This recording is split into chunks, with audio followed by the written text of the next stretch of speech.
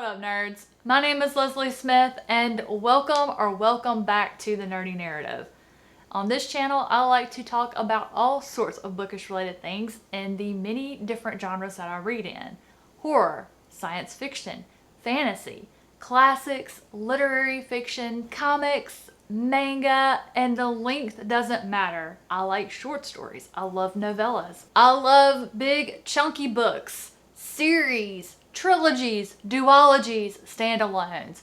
I just really enjoy reading. Guys, would you look at that? We are back to another Friday, end of the week. That means today is the weekly reading wrap up, where I check in with you on what I read, what I'm reading, and what I plan to read next. For the month of July, I have been participating in the India Courts Readathon that is hosted by Lana from the channel Lore and Lullabies. I will have her linked down below. The India Courts Readathon is a readathon that is expressly for reading self-published, independent author, and small press or boutique published books. And this week I killed it. I have completed 3 indie published books. The first one that I finished falls into the science fiction category, and that is the Psychic Memoirs by Ryan Hyatt. And I think that is the first time I actually said the word memoirs correctly.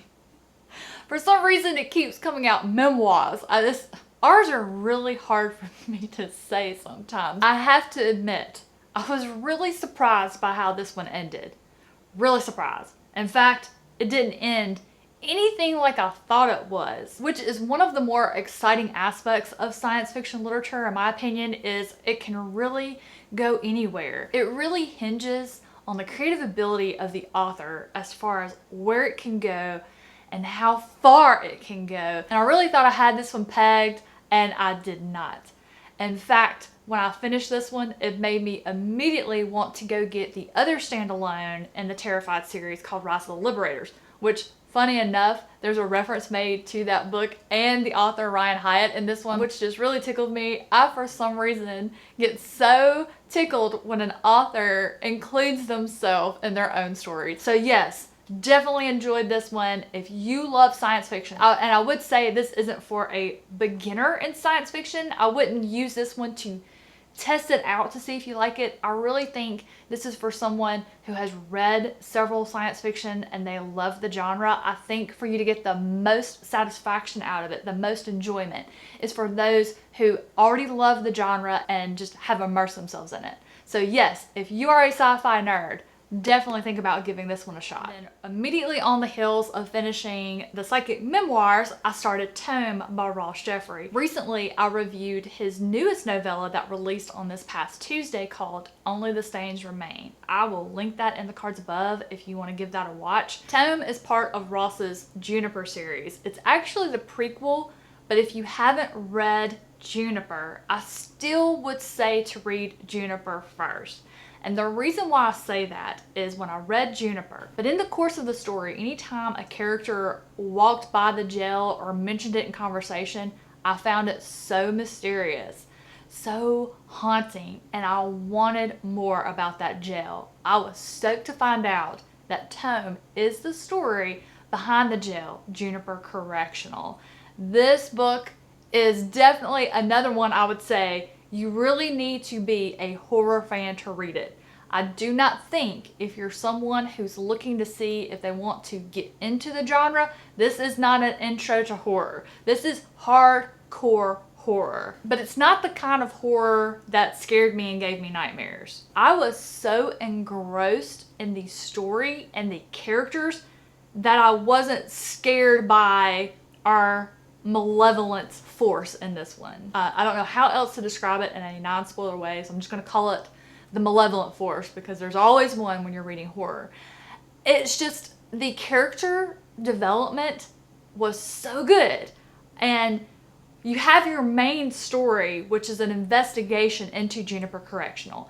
There are a lot of inmate deaths that have been chalked up as suicide, but there have been too many happening too close together, so the U.S. Marshals have come to investigate. That's our main story, but there are several other plot lines that just really made this book compelling. If you're someone who loves hard-hitting horror. I definitely think you will love this book, but I do feel that it is important you read Juniper first. The next book is in a genre I don't believe I've ever read since I started the channel. I read my first little cozy mystery, which is Deathbed and Breakfast by Bart J. Gilbertson.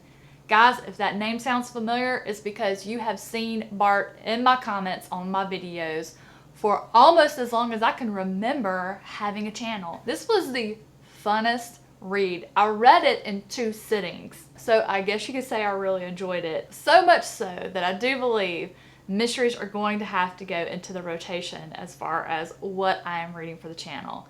This book had me cracking up. Cracking up. Felix, hands down, is my favorite character. He wasn't even a main character. Felix is the chef. He's the cook for the bed and breakfast where this mystery takes place. He's an older gentleman who cannot hear well. He gets around with a walker, and there's just so many hijinks involving Felix. The mystery itself was really fun, although Bart, I do have to tell you, I figured out who done it really early on. That was probably luck on my part, because I am usually not clever enough to figure out who it is. I always fall for the red herrings. I always fall for the distractions. But all that aside, I will claim my victory. Thank you so very much. And I have one more completed read for the week, and that is one of the short stories from the Complete Stories by Kurt Vonnegut. And the title of the short story came from the behavioral section, and it is called The Drone King. It was amazing. I am just always floored when an author can write a short story and just write it so well that it will lead me to doing research about some of the things that were mentioned, have me thinking about it for days, and having conversations with my friends over the topic that I felt was what the author was referencing. Man, y'all. But that is only my second thing that I have read by Kurt Vonnegut. I read Slaughterhouse-Five earlier this year and really loved it. The writing style of his short story was completely different than Slaughterhouse-Five, so I think I'm going to really love my time spent with the rest of his works in this collection. So that will take care of everything that I finished reading this week. Let's talk about what I'm still working on. And the first thing I'm still working on is Winds of Strife by U.G. Gutman. I am about halfway through now. This is a reread for me. I did read this earlier this year on ebook. This time I'm getting to go through the physical copy and the audiobook. The audiobook did go live on Tuesday. I will have a link in the description box down below where you can find the audiobook if you would like a copy, and also to the giveaway that the author is doing for Winds of Strife. He's already selected his first winner. The second winner will be selected August 22nd, and you have the chance to win either a Kindle or a 12-month membership to Audible. Guys, you got to get in on that. Audiobook narrator Amanda Lee Cobb is amazing. She has just breathed life into these characters. In fact, she's done so well that I have almost all new favorite characters. The characters who were my favorites the first time are not my favorites the second time, except for Nye. I feel even more empathetic towards Nye. The way that she tells the story, she's so good at storytelling. And combined with how the author teaches you how the magic system works, just makes this so much better. It's just phenomenal, and I hope to have this one finished by next week so that I can get a dedicated review up for you guys. And then the other book that I'm still working on reading is A Plague of Giants by Kevin Hearn. I am about 200 pages in, and this book really caught my attention in the last few days. I didn't know how I was going to like it at first. The way it's told is just a little different than what I'm used to. Some of it is in first-person POV. We have a scholar who works for the king, and he's working with this bard named Fentine, who has traveled to the kingdom where Durbin, our first-person POV, resides. There has been an invasion of a race called the Bone Giants. And we're getting the story and the history behind these bone giants, what their motivations were, why they invaded and what's going on and possibly what their end game is. So each day the bard meets with all of the people in the palace and those that are surrounding the palace that live there in that area, and he is telling them the story of the bone giants. But he does that by using illusions to look like different people that he has talked to or read their journals. By collating all the information he has, he's able to piece together in, just kind of like chronological order of where they were first seen and how it got to where things are now. And at first I wasn't sure I was gonna like that, but that really changed as I got used to the flow, and I really enjoy how it's done. It's just, we've all done it. How many of you, right before the Avengers Endgame movie came out, how many of you rewatched all of the Marvel movies but in chronological order leading up to Endgame? I know we did, and we really loved that. But this one has totally hooked me. I am all in. I cannot wait to see what's gonna happen. I love how the different races each have their own specific ability that they can possibly have. And then there's a mysterious sixth ability they've all been searching for thousands of years.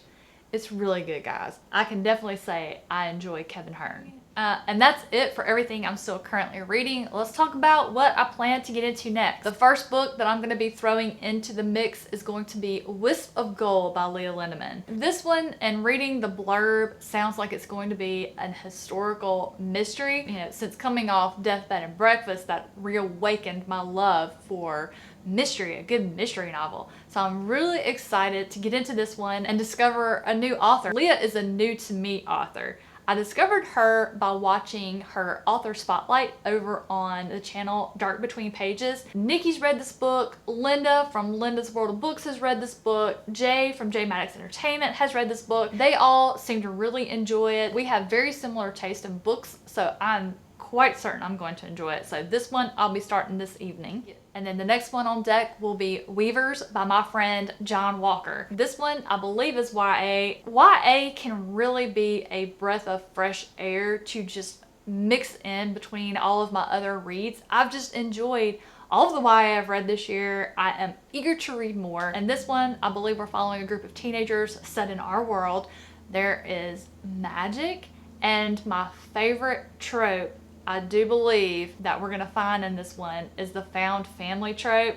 I'm very, very excited to read this one. John Walker, for those of you who don't know, they have a channel called Walker Writes 7, which I will have linked in the description box down below. But I bet when you visit that channel link, you're going to recognize who that is. And guys, that's a wrap. That's everything I read and what I'm still reading and what I plan to get into next. The indie Accords have been going really well. I've had a really good time with this readathon because I've chosen some great reads for indie and self-pub authors. I have discovered a ton of new indie authors that I have just really loved. So I am so grateful to Lana for putting this readathon together because there's no telling when I would have gotten to all of these books. I've just had them all either purchased or on my Kindle there to read, and I just never got to them. So the readathon made me go searching my shelves and my Kindle, like what all have I picked up that I can use for prompts for the readathon, and I have just had the best time. What about you guys? Who are your favorite indie or self-pub authors?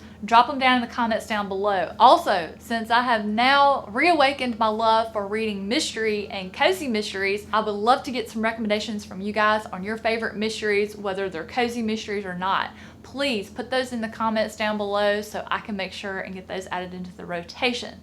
Guys, thank you so much for watching today. Thank you so much for supporting the channel. I hope the rest of your day is absolutely fantastic and that you have a wonderful weekend. You guys take care, and I'll see you in the next one.